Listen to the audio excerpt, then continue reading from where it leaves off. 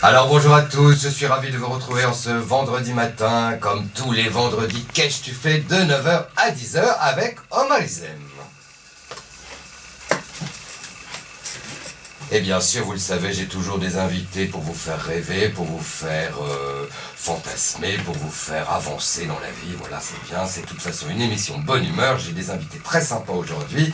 Je suis notamment avec Mounia Karkouche. Ça va, Mounia? Ça va, merci. Alors, je suis aussi avec Iman Taïm, qui est la directrice de la Fondation Nord6. Bonjour Iman. Bonjour. Ça va? Tout va bien? Elle est toute en rose.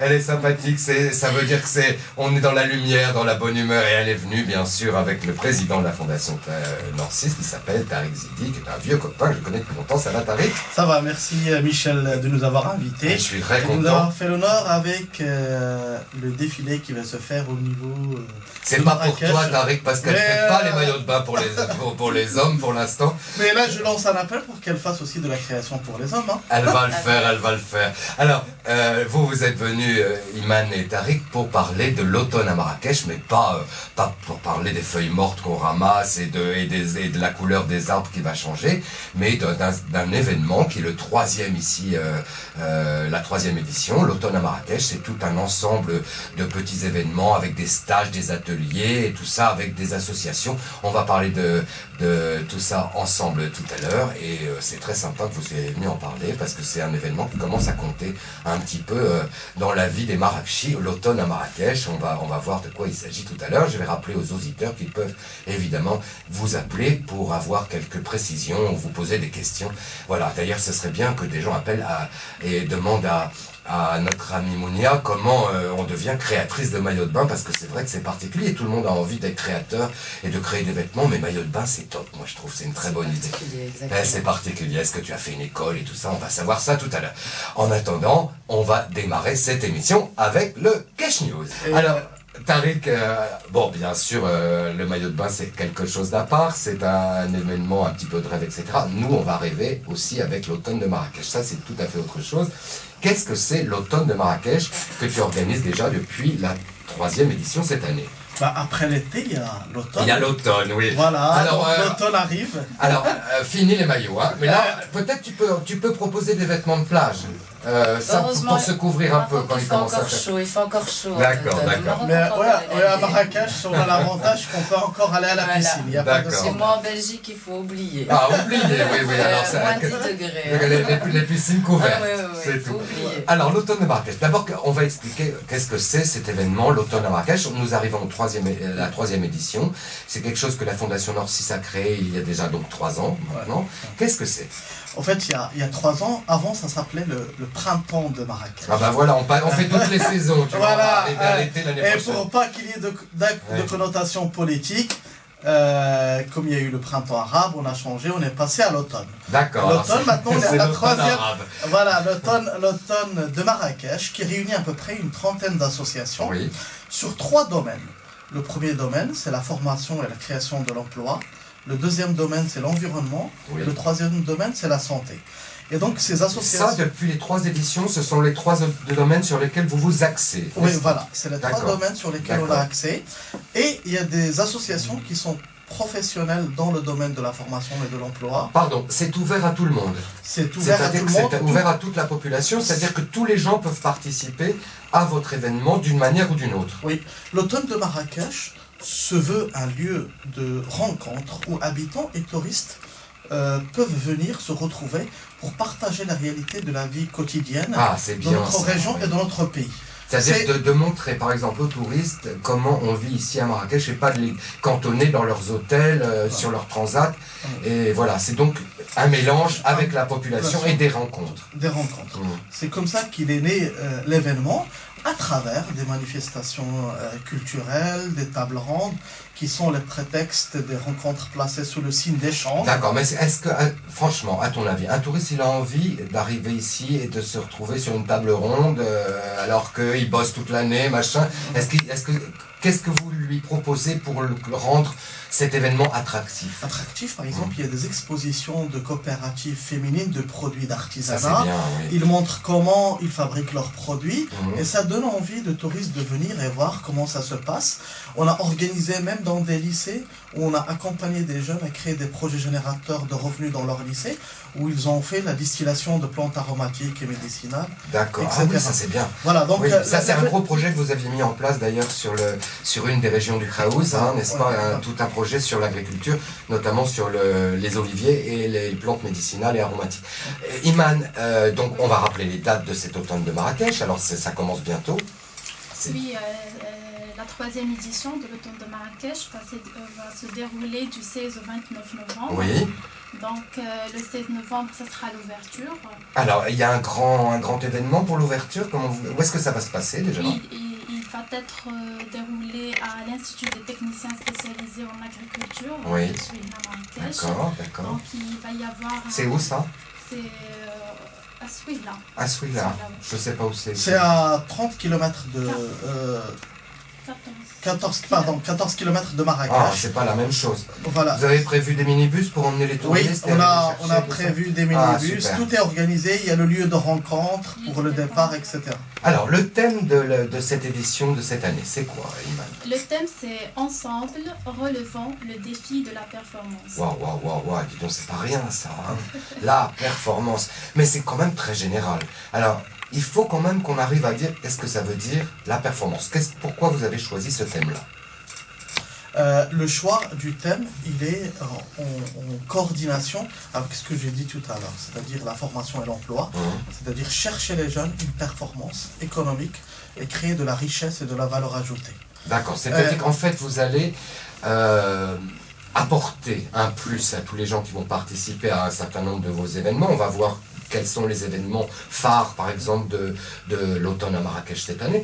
Et l'idée, c'est de professionnaliser un peu les gens, de les emmener vers une nouvelle façon de bosser, peut-être la recherche d'emploi, peut-être la création d'entreprises, c'est un peu tout ça. Oui, c'est d'initier des jeunes à être créateurs de projets et générateurs de revenus, donc à faire de l'entrepreneuriat, à entreprendre des actions, et donc à partir de là, chercher de la performance dans les actions qu'ils vont entreprendre. Mona, qu'est-ce que tu lui proposes? Tu lui proposes pas qu'elle monte sa petite entreprise de maillots de bain avec des gens compétents qui seront commercialisés, monter une boutique? Il n'y a pas un truc à faire là avec Bien sûr, l'objectif de l'automne aussi, c'est de donner envie aux gens d'aller au-delà et de chercher de la professionnalisation dans leurs compétences et dans leur métier. Donc c'est pour ça qu'on l'appelait performance. Donc performance économique et performance environnementale et aussi sociétale. Est-ce que tu vas avoir, Tariq, la présence justement de créateurs sur le plan mode, etc. cette année? On va avoir des créateurs, mais plutôt de produits d'artisanat. Donc c'est des coopératives de la ville de Chichaoua qui vont nous exposer leurs tapis. C'est des créateurs de tapis. C'est un peu différent du maillot de bain, voilà, déjà. Bon, enfin, les femmes berbères dans la classe pour créer des vestes et faire toute une collection autour de ça. En tout cas, si ça n'existe pas, moi je propose que on puisse s'inspirer de ça. Pour le maillot de bain, c'est plus compliqué parce que le tissage du tapis, c'est un peu... L'inspiration, on l'attire de tout. Des couleurs, des formes, on l'attire de tout. Et donc vraiment, c'est vrai qu'il y a toujours des connotations... Bien sûr. Et d'ailleurs, cette année, l'automne va aller au-delà de Marrakech. Il va aller à Chichaoua et à Essaouira. Et il faut savoir que Essaouira, c'est une ville de créateurs, de peintres, d'artistes, etc. Et puis c'est une ville où aussi on met des maillots de bain.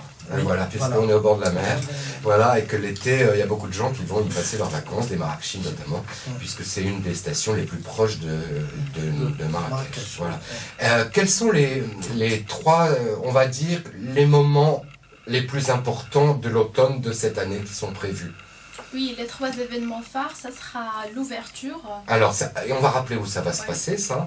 L'ouverture, il y a aussi une grosse journée qui va être déroulée à Chichaoua, où il va y avoir un ensemble d'ateliers en environnement, santé, entrepreneuriat. D'accord. Et aussi, il y a la clôture qui va se dérouler ici à Marrakech pour parler sur l'adéquation formation-emploi. Formation-emploi. Alors, il y a aussi quelque chose d'important.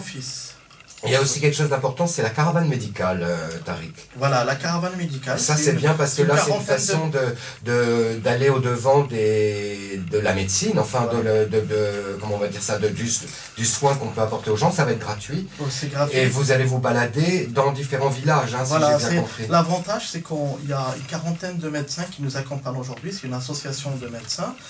Et qui vont aller dans un village bénévolement. Ils vont faire d'abord de la sensibilisation parce que prévenir c'est mieux que guérir. C'est vrai, mais ils vont prévenir sur quoi par exemple? Il y a un certain nombre d'ateliers de sensibilisation sur le cancer de sein pour les femmes dans les villages. Il y a sensibilisation des jeunes sur le tabac. Il y a aussi sur tout ce qui est diabétique.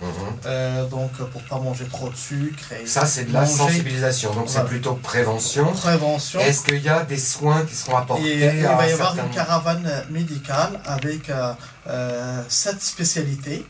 Et donc les 7 spécialités, ça va être des consultations médicales. Il va y avoir de la consultation sur place. Ils vont donner des médicaments sur place. Et s'il y a des prises en charge, ils vont les ramener à Marrakech, au CHU Mohamed VI. C'est dans les mêmes dates, hein? C'est le 23. Le 23. Ah, c'est un jour la caravane médicale. C'est un jour la caravane médicale. Dans combien de villages ça va se passer? Ça va se passer principalement dans 3 villages aux alentours de Chichaoua. Aux alentours de Chichaoua, le 23 novembre. Oui. D'accord, ça c'est important de le dire. 3 villages aux alentours de Chichaoua. Comment les gens peuvent savoir où ça va se passer? Est-ce qu'on vous trouve sur Facebook? On est sur Facebook. On a aussi un site web qui s'appelle Automne de Marrakech. Oui, voilà. Et puis on a un programme avec des affiches, des pliants qu'on va mettre à l'Institut français, à tous les instituts, dans les chambres de commerce, etc. pour que les gens puissent avoir le programme, les dates, les lieux, l'heure où ça va se passer, quels sont les animateurs. Et ça permet aussi aux associations d'apprendre à travailler ensemble et à les faire connaître. Alors, cela dit, Tariq, je vous signale que vous êtes un peu en retard pour l'automne, hein, parce que vous commencez votre événement du 16 au 29 novembre, on est déjà en automne depuis un bon moment. Hein. Oui, l'automne c'est quand d'ailleurs? Le 21, ça démarre le 21 septembre, et ça finit le 21 décembre. Oui, on est plus au milieu, au centre. Comme ça, on n'est ni à droite ni à gauche. On est plus en avant. Oui, c'est ça, devant. Alors, donc du 16 au 29 novembre, donc cet automne de Marrakech, avec donc pour toute la population de toute la région, avec un certain nombre d'événements, notamment à Chichaoua, avec des ateliers pour leur. Alors, tu disais tout à l'heure pour leur apprendre à être plus performants. Oui. Est-ce qu'il y a des domaines plus précis sur lesquels vous vous attaquez, si je puis dire? Oui, on a développé un logiciel. À part la création de maillots de bain qu'on va développer progressivement. Un logiciel qui permet aux jeunes, pendant toute une matinée, d'apprendre quelles sont les capacités d'un dirigeant, les capacités qu'il doit développer et les compétences. Et en même temps, il va essayer de jouer. Et ça, c'est sur un jeu virtuel. Vous vous adressez aux étudiants, là? Aux lycéens et aux BTS. Aux lycéens et aux BTS. C'est-à-dire BTS, c'est spécialisé. Hein? Voilà, spécialisé. C'est un brevet, c'est après le bac, donc c'est le brevet de technicien spécialisé. C'est bien ce qu'ils font, hein, Mounia? Voilà. C'est bien parce que c'est vraiment... en fait, ce qui se passe ici au Maroc en général, c'est que ça avance à une vitesse grand V à tout point de vue, sur le plan éducation, etc. Sauf qu'on a un peu des difficultés à professionnaliser, effectivement, et c'est que je viens de comprendre pourquoi tu as employé le mot performance, Tariq, c'est que malgré les bonnes volontés et malgré tout ce qui se passe aujourd'hui, la performance, elle commence... oui, c'est ce qui est un petit peu compliqué encore, et c'est bien que vous le fassiez, vous, avec votre fondation. Voilà, donc il n'y a pas que la fondation, il y a tout un collectif d'associations. Donc aujourd'hui, c'est une trentaine d'associations, et par rapport aux jeunes, il y a un jeu virtuel.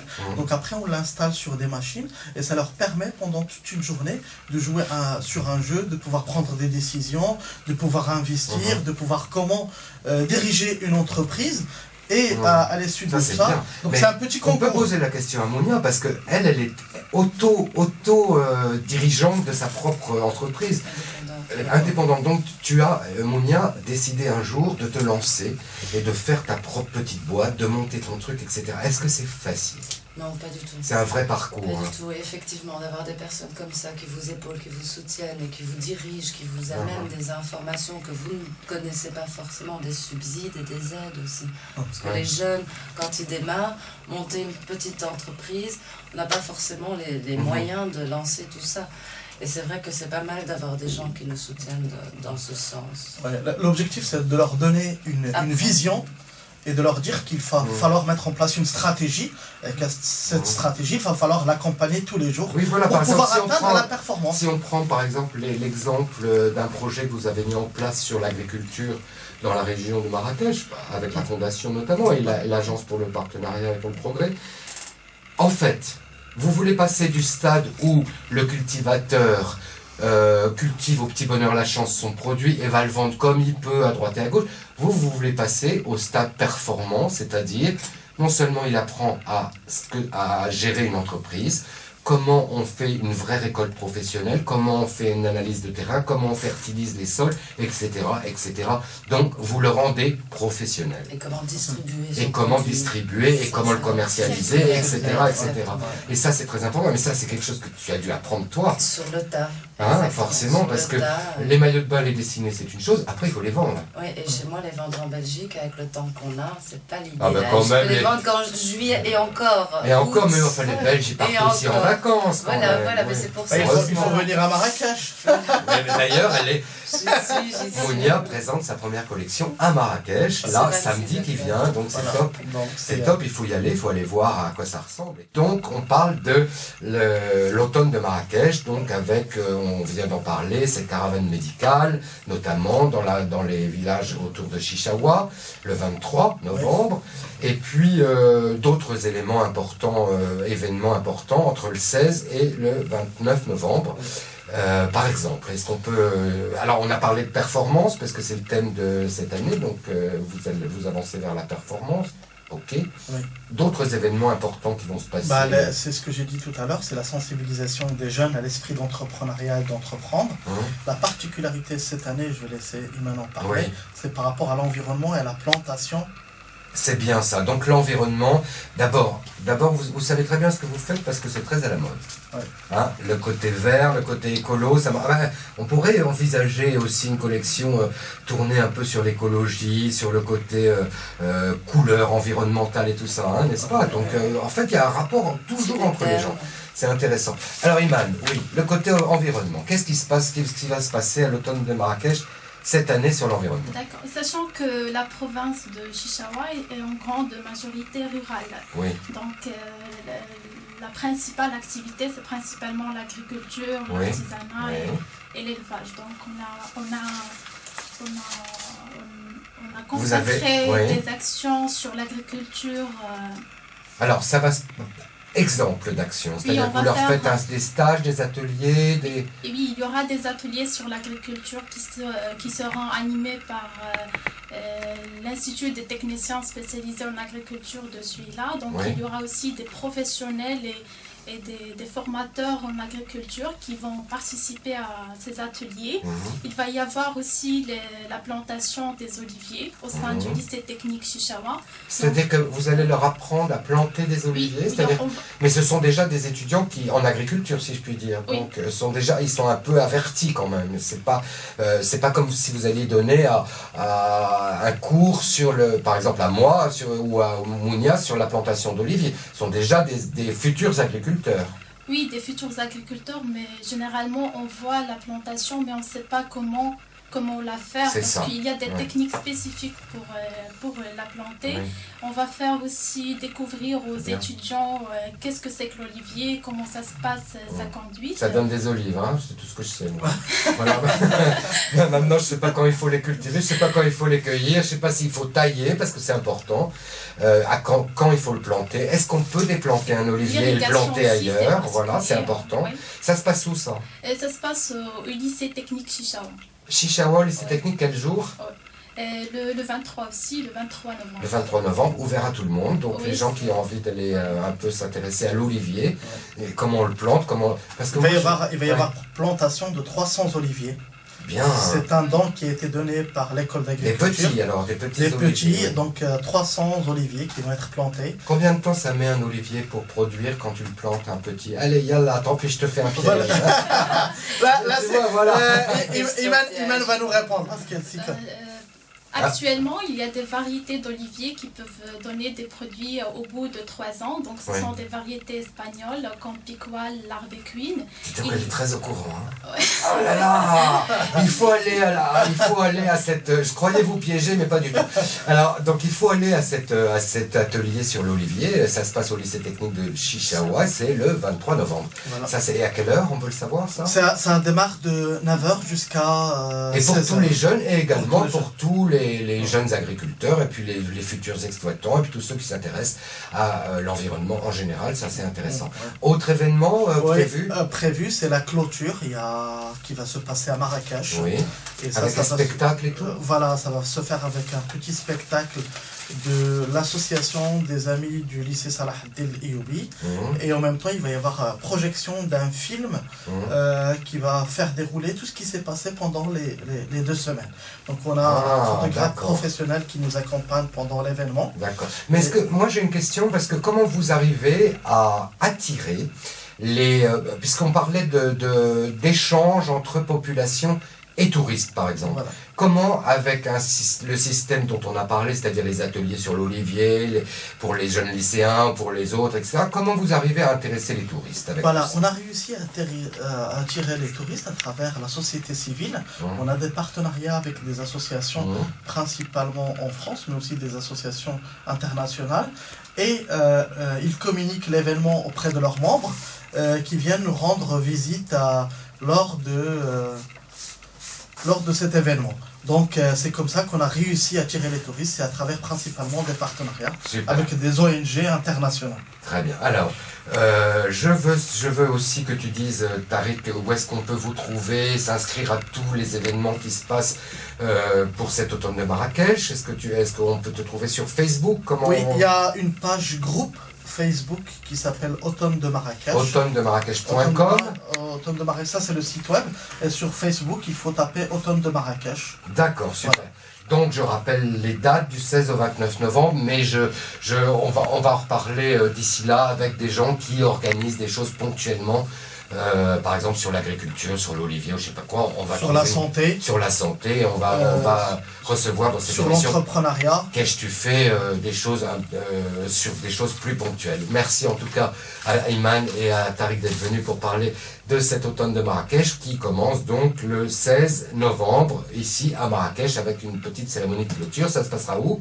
Au Meridian Fils, à l'hôtel. Au Meridian Fils. Et puis merci à Mounia d'être venue raconter les tendances de la mode maillot de bain, comment on devient une créatrice en maillot de bain. Et puis super, merci d'avoir choisi Marrakech pour présenter pour la première fois une collection de maillots de bain féminins.